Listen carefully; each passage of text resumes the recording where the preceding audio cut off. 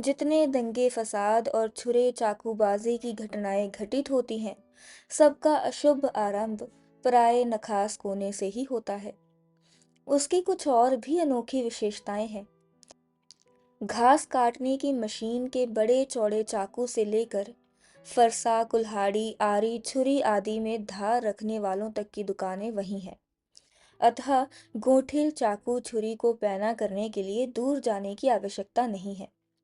आंखों का सरकारी अस्पताल भी वहीं प्रतिष्ठित है। शत्रु मित्र की पहचान के लिए दृष्टि कमजोर हो तो वहां ठीक कराई जा सकती है, जिससे कोई भूल होने की संभावना ना रहे। इसके अतिरिक्त एक और अस्पताल उसी कोने में गरिमापूर्ण ऐतिहासिक स्थिति रखता है। आहत मुमूर्ष व्यक्ति की दृष्टि से ये विशेष सुविधा है। यदि अस्पताल के अंतःकणों में स्थान ना मिले, यदि डॉक्टर नर्स आदि का दर्शन दुर्लभ रहे, तो बरामदे पोटिको आदि में विश्राम प्राप्त हो सकता है। और यदि वहां भी स्थानाभाव हो, तो अस्पताल के कंपाउंड में मरने का संतोष तो मिल ही सकता है। हमारे देश में अस्पताल साधारण जन को अंतिम यात्रा में संतोष देने के लिए ही तो है। किसी प्रकार घसीट कर टांग कर उस सीमा रेखा में पहुंचा आने पर बीमार और उसके परिचारकों को एक अनिर्वचनीय आत्मिक सुख प्राप्त होता है। इससे अधिक पाने की न उसकी कल्पना है, न मांग। कम से कम इस व्यवस्था ने अंतिम समय मुख में गंगाजल, तुलसी, सोना डालने की समस्या तो सुलझा ही दी है। यहाँ मत्स्य क्रय विक्रय केंद्र भी है और तेल फुलेल की दुकान भी, मानो दुर्गंध सुगंध में समरसता स्थापित करने का अनुष्ठान है। पर नखास कोने के प्रति मेरे आकर्षण का कारण उपयुक्त विशेषताएं नहीं है। वस्तुत वो स्थान मेरे खरगोश, कबूतर, मोर, चकोर आदि जीव जंतुओं का कारागार भी है। अस्पताल के सामने की पटरी पर कई छोटे छोटे घर और बरामदे हैं, जिनमें ये जीव जंतु तथा इनके कठिन हृदय जेलर दोनों निवास करते हैं। छोटे बड़े अनेक पिंजरे बरामदे में और बाहर रखे रहते हैं, जिनमें 2 खरगोशों के रहने के स्थान में 25 और 4 चिड़ियों के रहने के स्थान में 50 भरी रहती हैं। इन छोटे जीवों को हंसने रोने के लिए भिन्न ध्वनियां नहीं मिली है। अतः इनका महाकलरव, महाक्रंदन भी हो तो आश्चर्य नहीं। इन जीवों के कष्ट निवारण का कोई उपाय ना सूझ पाने पर भी मैं अपने आप को उस ओर जाने से नहीं रोक पाती। किसी पिंजरे में पानी ना देखकर उसमें पानी रखवा देती हूँ। दाने का अभाव हो तो दाना डलवा देती हूँ। कुछ चिड़ियों को खरीद कर उड़ा देती हूँ। जिनके पंख काट दिए गए हैं उन्हें ले आती हूँ। परंतु फिर जब उस ओर पहुंच जाती हूँ, सब कुछ पहले जैसा ही कष्टकर मिलता है। उस दिन एक अतिथि को स्टेशन पहुंचाकर लौट रही थी, तो चिड़ियों और खरगोशों की दुकान का ध्यान आ गया और मैंने ड्राइवर को उसी ओर चलने का आदेश दिया। बड़े मियाँ चिड़िया वाले की दुकान के निकट पहुंचते ही उन्होंने सड़क पर आकर ड्राइवर को रुकने का संकेत दिया। मेरे कोई प्रश्न करने के पहले ही उन्होंने कहना आरंभ किया, सलाम गुरुजी, पिछली बार आने पर आपने मोर के बच्चों के लिए पूछा था। शंकरगढ़ से एक चिड़ी मार 2 मोर के बच्चे पकड़ लाया है। एक मोर है, एक मोरनी। आप पाल लें। मोर के पंजों से दवा बनती है, सो ऐसे ही लोग खरीदने आए थे। आखिर मेरे सीने में भी तो इंसान का दिल है। मारने के लिए ऐसी मासूम चिड़ियों को कैसे दे दूं? टालने के लिए मैंने कह दिया, गुरुजी ने मंगवाए हैं। वैसे ये कमबख्त रोजगार ही खराब है। बस पकड़ो पकड़ो, मारो मारो। बड़े मियाँ के भाषण की तूफान मेल के लिए कोई निश्चित स्टेशन नहीं है। सुनने वाला थक कर जहाँ रोक दे वहीं स्टेशन मान लिया जाता है। इस तथ्य के परिचित होने के कारण ही मैंने बीच ही में उन्हें रोक कर पूछा, मोर के बच्चे हैं कहाँ? बड़े मियाँ के हाथ के संकेत का अनुसरण करते हुए मेरी दृष्टि एक तार के छोटे से पिंजड़े तक पहुंची, जिसमें तीतरों के समान 2 बच्चे बैठे थे। मोर हैं ये मान लेना कठिन था। पिंजड़ा इतना संकीर्ण था कि वे पक्षी शावक जाली के गोल फ्रेम में कसे जड़े चित्र जैसे लग रहे थे। मेरे निरीक्षण के साथ साथ बड़े मियाँ की भाषण मेल चली जा रही थी। ईमान कसम गुरुजी, चिड़ी मार ने मुझसे इस मोर के जोड़े के नकद 30 रुपए लिए हैं।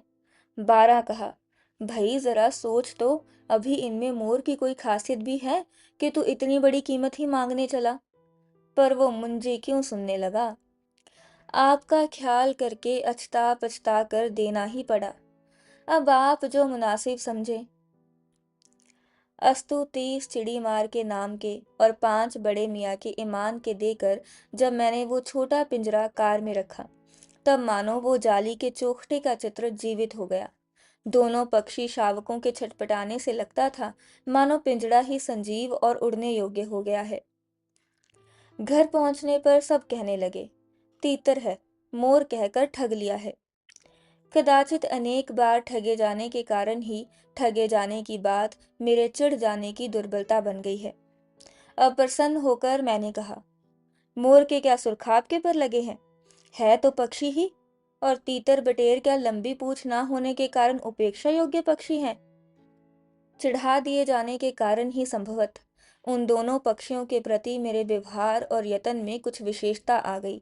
पढ़ने लिखने के कमरे में उनका पिंजरा रखकर उसका दरवाजा खोला, फिर 2 कटोरों में सत्तू की छोटी छोटी गोलियां और पानी रखा।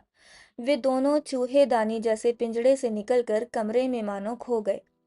कभी मेज के नीचे घुस गए, कभी अलमारी के पीछे।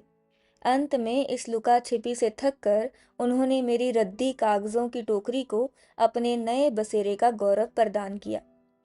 2-4 दिन वे इसी प्रकार दिन में इधर उधर गुप्तवास करते और रात में रद्दी की टोकरी में प्रकट होते रहे। फिर आश्वस्त हो जाने पर कभी मेरी मेज पर, कभी कुर्सी पर और कभी मेरे सर पर अचानक आविर्भूत होने लगे। खिड़कियों में तो जाली लगी थी, पर दरवाजा मुझे निरंतर बंद रखना पड़ता था। खुला रखने पर चित्रा, मेरी बिल्ली, इन नवागंतुकों का पता लगा सकती थी, और तब उसकी शोध का क्या परिणाम होता, ये अनुमान करना कठिन नहीं है। वैसे वो चूहों पर भी आक्रमण नहीं करती, परंतु यहाँ तो स्वर था, अपरिचित पक्षियों की अनधिकार चेष्टा का प्रश्न था। उसके लिए दरवाजा बंद रहे और ये दोनों उसकी दृष्टि में ऐरे गहरे मेरी मेज को अपना सिंहासन बना ले। ये स्थिति चित्रा जैसी अभिमानी के लिए असहनीय ही कही जाएगी। जब मेरे कमरे का कायाकल्प चिड़िया खाने के रूप में होने लगा, तब मैंने बड़ी कठिनाई से दोनों चिड़ियों को पकड़कर जाली के बड़े घर में पहुंचाया, जो मेरे जीव जंतुओं का सामान्य निवास है। दोनों नवागंतुकों ने पहले से रहने वालों में वैसा ही कुतूहल जगाया, जैसा नववधू के आगमन पर परिवार में स्वाभाविक है। लक्का कबूतर नाचना छोड़कर दौड़ पड़े और उनके चारों ओर घूम घूम कर गुटरगू की रागिनी अलापने लगे। बड़े खरगोश सभ्य सभासदों के समान क्रम से बैठकर गंभीर भाव से उनका निरीक्षण करने लगे। ऊन की गेंद जैसे छोटे खरगोश उनके चारों ओर उछल कूद मचाने लगे। तोते मानो भली भांति देखने के लिए एक आंख बंद करके उनका परीक्षण करने लगे। तामरचूड़ झूले से उतरकर और दोनों पंखों को फैलाकर शोर करने लगा। उस दिन मेरे चिड़ियाघर में मानो भूचाल आ गया। धीरे धीरे दोनों मोर बच्चे बढ़ने लगे। उनका कायाकल्प वैसा ही क्रमश और रंगमय था, जैसा इल्ली से तितली का बनना। मोर के सर की कलगी और सघन, ऊंची तथा चमकीली हो गई। चोंच अधिक बंकिम और पैनी हो गई। गोल आंखों में इंद्रनील की नीलाभ द्युति झलकने लगी। लंबी लील हरित ग्रीवा की हर भंगिमा में धूप छाही तरंगे उठने गिरने लगी। दक्षिण वाम दोनों पंखों में सलेटी और सफेद आलेखन स्पष्ट होने लगे। पूंछ लंबी हुई और उसके पंखों पर चंद्रिकाओं के इंद्रधनुषी रंग उद्दीपित हो उठे। रंग रहित पैरों को गर्वीली गति ने एक नई गरिमा से रंजित किया। उसका गर्दन ऊंची कर देखना, विशेष भंगिमा के साथ उसे नीचा कर दाना चुगना, पानी पीना, टेढ़ी कर शब्द सुनना आदि क्रियाओं में जो सुकुमारता और सौंदर्य था, उसका अनुभव देखकर ही किया जा सकता है। गति का चित्र नहीं आंका जा सकता। मोरनी का विकास मोर के समान चमत्कारिक तो नहीं हुआ, परंतु अपनी लंबी धूप छाही गर्दन, हवा में चंचल कलगी, पंखों की श्याम श्वेत पत्र लेखा, मंथर गति आदि से वो भी मोर की उपयुक्त सहचारिणी होने का प्रमाण देने लगी। नीलाभ ग्रीवा के कारण मोर का नाम रखा गया नीलकंठ, और उसकी छाया के समान रहने के कारण मोरनी का नामकरण हुआ राधा। मुझे स्वयं ज्ञान नहीं कब नीलकंठ ने अपने आप को चिड़ियाघर के निवासी जीव जंतुओं का सेनापति और संरक्षक नियुक्त कर लिया। सवेरे ही वह सब खरगोश कबूतर आदि की सेना एकत्र कर उस ओर ले जाता जहां दाना दिया जाता है, और घूम घूम कर मानो सबकी रखवाली करता रहता। किसी ने कुछ गड़बड़ की और वह अपने तीखे चंचू प्रहार से उसे दंड देने दौड़ा। खरगोश के छोटे और शरीर बच्चों को वो चोंच से उनके कान पकड़कर उठा लेता था, और जब तक वे आतर क्रंदन ना करने लगते उन्हें अधर में लटकाए रखता। कभी कभी उसकी पैनी चोंच से खरगोश के बच्चों का कर्णवेध संस्कार हो जाता था, पर वे फिर कभी उसे क्रोधित होने का अवसर ना देते थे। उसके दंड विधान के समान ही उन जीव जंतुओं के प्रति उसका प्रेम भी असाधारण था। प्राय वह मिट्टी में पंख फैलाकर बैठ जाता, और वे सब उसकी लंबी पूंछ और सघन पंखों में छुआ-छुआल सा खेलते रहते थे। एक दिन उसके अपतय स्नेह का हमें ऐसा प्रमाण मिला कि हम विस्मित हो गए। कभी-कभी खरगोश, कबूतर आदि सांप के लिए आकर्षण बन जाते हैं, और यदि जाली के घर में पानी निकलने के लिए बनी नालियों में से कोई खुली रह जाए तो उसका भीतर प्रवेश पा लेना सहज हो जाता है। ऐसे ही किसी स्थिति में एक सांप जाली के भीतर पहुंच गया। सब जीव जंतु भागकर इधर उधर छिप गए। केवल एक शिशु खरगोश सांप की पकड़ में आ गया। निगलने के प्रयास में सांप ने उसका आधा पिछला शरीर तो मुंह में दबा रखा था। शेष आधा जो बाहर था, उससे ची ची का स्वर भी इतना तीव्र नहीं निकल सकता था कि किसी को स्पष्ट सुनाई दे सके। नीलकंठ दूर ऊपर झूले में सो रहा था। उसी के चौकन्ने कानों ने उस मंद स्वर की व्यथा पहचानी, और वह पूंछ पंख समेटकर सर से एक झपट्टे में नीचे आ गया। संभवत अपनी सहज चेतना से ही उसने समझ लिया होगा कि सांप के फन पर चोंच मारने से खरगोश भी घायल हो सकता है।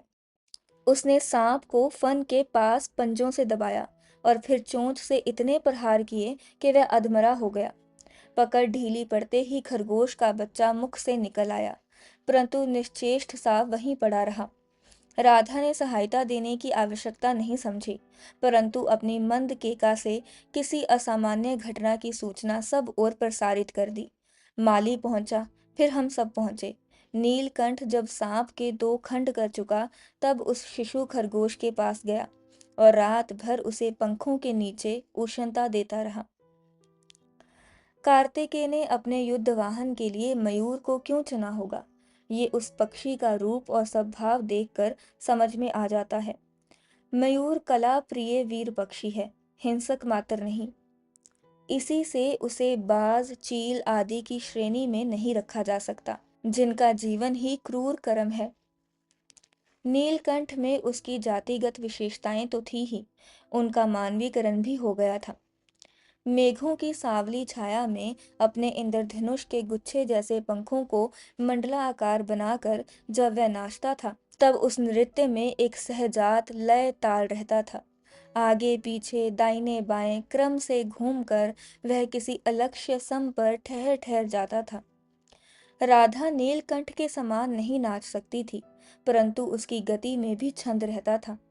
वह नृत्य मगन नीलकंठ के दाहिनी ओर के पंख को छूती हुई बाईं ओर निकल आती थी, और बाएं पंख को स्पर्श कर दाहिनी ओर। इस प्रकार उसकी परिक्रमा में भी एक पूरक ताल का परिचय मिलता था। नीलकंठ ने कैसे समझ लिया कि उसका नृत्य मुझे बहुत भाता है, ये तो नहीं बताया जा सकता, परंतु अचानक एक दिन वो मेरे जाली घर के पास पहुंचते ही अपने झूले से उतरकर नीचे आ गया, और पंखों का सतरंगी मंडला आकार छाता तान कर नृत्य की भंगिमा में खड़ा हो गया। तब से वह नृत्य भंगिमा नृत्य का क्रम बन गई।